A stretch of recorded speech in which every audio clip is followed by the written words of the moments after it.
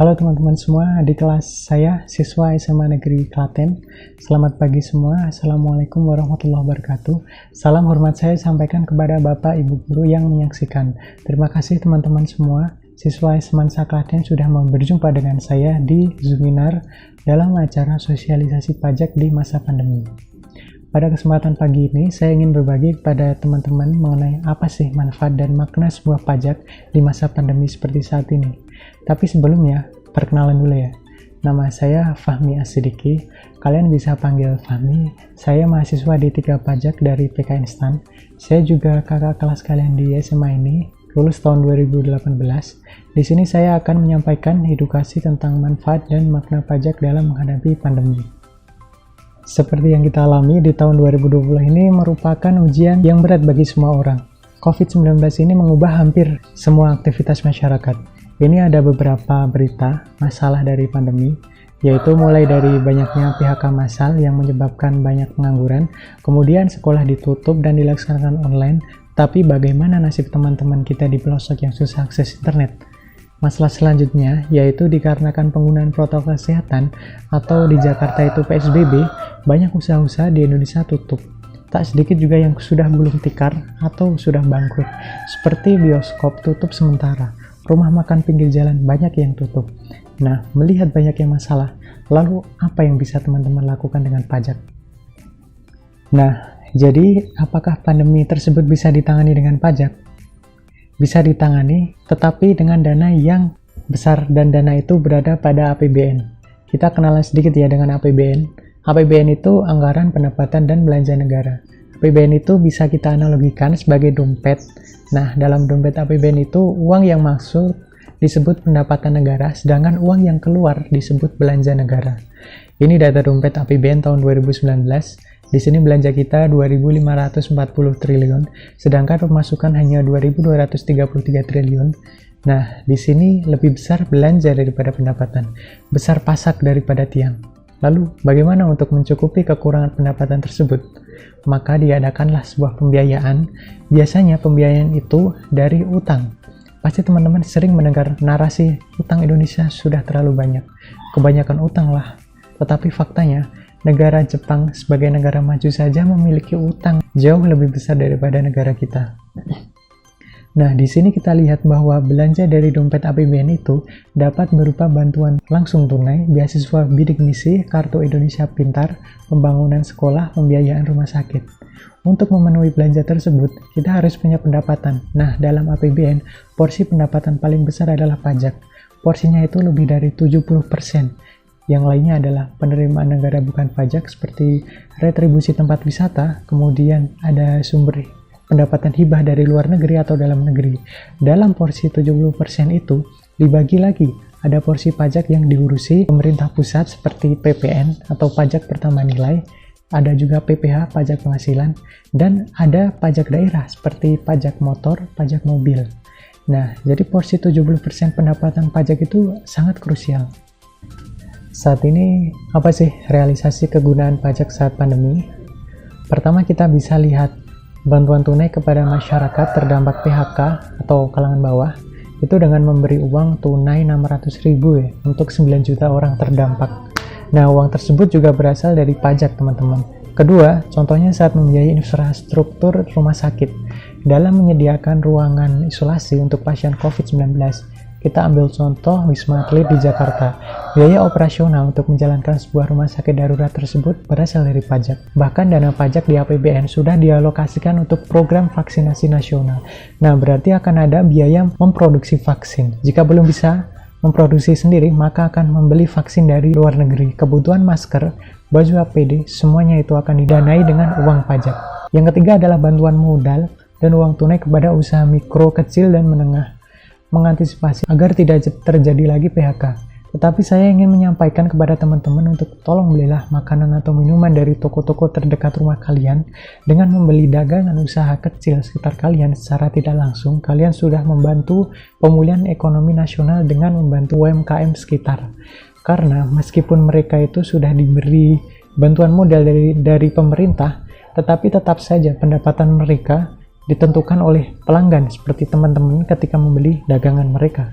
Nah, coba teman-teman bayangkan, jika Indonesia tanpa pajak, tanpa pendapatan pajak, maka tidak akan ada infrastruktur untuk meminimalkan pajak. Tidak akan ada jalan halus di seluruh Indonesia. Tidak akan ada ketertiban karena tidak ada biaya untuk membiayai aparat keamanan. Bayangkan, teman-teman, jika terjadi demonstrasi, tetapi tidak ada penjagaan dari aparat, ya pasti hancur lebur oleh para oknum perusak. Indonesia bisa sukses tanpa pajak hanya jika kita memiliki sumber daya alam yang bernilai sangat tinggi. Seperti di Arab Saudi itu tidak ada pajak karena pendapatan mereka dari minyak dan gas bumi itu sudah luar biasa besar. Tetapi Indonesia untuk saat ini tidak akan mampu bertahan jika pajak itu dihilangkan. Apalagi tahun 2020 ini adalah tahun yang berat untuk bangsa Indonesia. Maka, demi memulihkan kondisi bangsa, pajak ini adalah salah satu komponen gotong royong untuk memulihkan Indonesia. Kita ibaratkan pajak adalah sebuah air, negara adalah tubuh manusia. Dengan 70% porsi pendapatan pajak, memungkinkan negara sudah terisi dengan air yang banyak saat target pajak terpenuhi. Kalau pendapatan bagus, APBN juga bagus, maka pertumbuhan dan pemulihan Indonesia juga akan cepat. Pajak ini sangat luas manfaatnya. Ibarat bensin dalam mobil, bensin adalah pajak, mobil adalah negara. Nah, sebenarnya peran utama pajak itu apa? Pertama adalah fungsi budgeter, atau bisa kalian sebut fungsi anggaran. Kita tahu bahwa negara wajib melakukan pembangunan nasional. Nah, sebagaimana namanya, yaitu anggaran, pajak ini berfungsi sebagai pengumpul dana atau dalam kegiatan organisasi SMA itu sering disebut danus atau dana usaha. Pajak ini yang berperan mengumpulkan pundi-pundi keuangan tersebut. Yang kedua adalah fungsi regulasi, itu sebagai alat pengatur keinginan masyarakat dengan menerbitkan suatu peraturan yang bersifat mengatur. Kita ambil contoh banyak pengusaha yang ingin mengurangi beban pajak, kemudian pemerintah menanggapinya dengan menerbitkan aturan baru atau sebuah regulasi atau undang-undang penurunan tarif pajak. Ketiga adalah fungsi distribusi.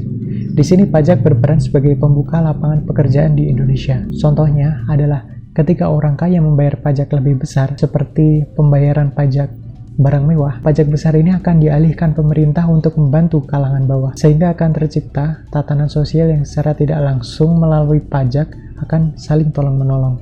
Keempat adalah fungsi stabilitas. Pajak ini berfungsi untuk menjaga kestabilan ekonomi melalui kebijakan fiskal yang dilakukan oleh pemerintah.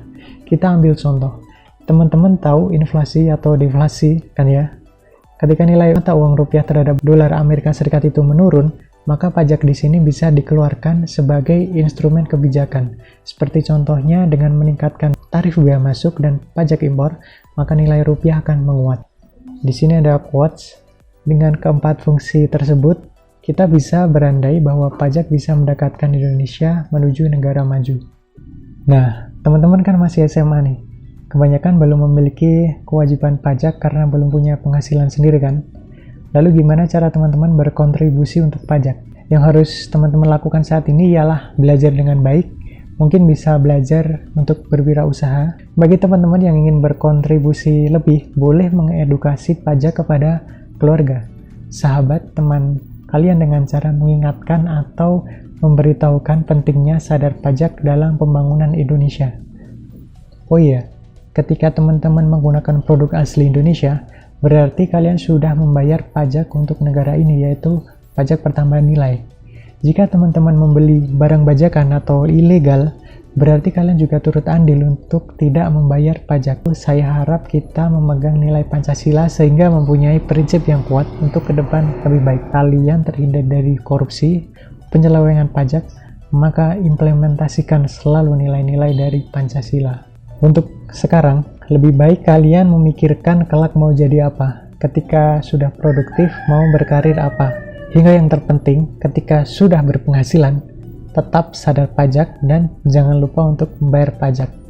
Ada pertanyaan nih, pajak di mata masyarakat itu apakah bermakna ataukah hanya dianggap sepele? Fakta di lapangan, jumlah total orang yang membayar pajak hanya 15% dari total penduduk atau sebesar 42 juta orang. Hal ini menunjukkan masih kurangnya kesadaran masyarakat dalam membayar pajak. Kita bisa tengok ke belakang, target penerimaan pajak tidak pernah sesuai target. Kita bisa lihat bahwa dari tahun ke tahun, belanja kita itu selalu naik. Hal ini disebabkan karena jumlah masyarakat makin banyak, pertumbuhan penduduk semakin tinggi akan berbanding lurus dengan belanja negara yang makin banyak. Namun kesadaran masyarakat dalam membayar pajak ini justru tidak ikut berbanding lurus, ikut naik dengan pertumbuhan penduduk. Di sini kita lihat bahwa pemerintah sudah mendorong kesadaran pajak dengan berbagai program seperti diadakan tax amnesty, sebuah program pengampunan pajak bagi orang-orang yang melakukan penyelewengan pajak. Pemerintah bahkan sudah menurunkan tarif pajak perusahaan dari 25% menjadi 22%. Hal ini bertujuan untuk membuat perkembangan ekonomi semakin tinggi dan orang yang membayar pajak juga semakin banyak. Lalu ini ada kutipan, teman-teman semua adalah generasi emas.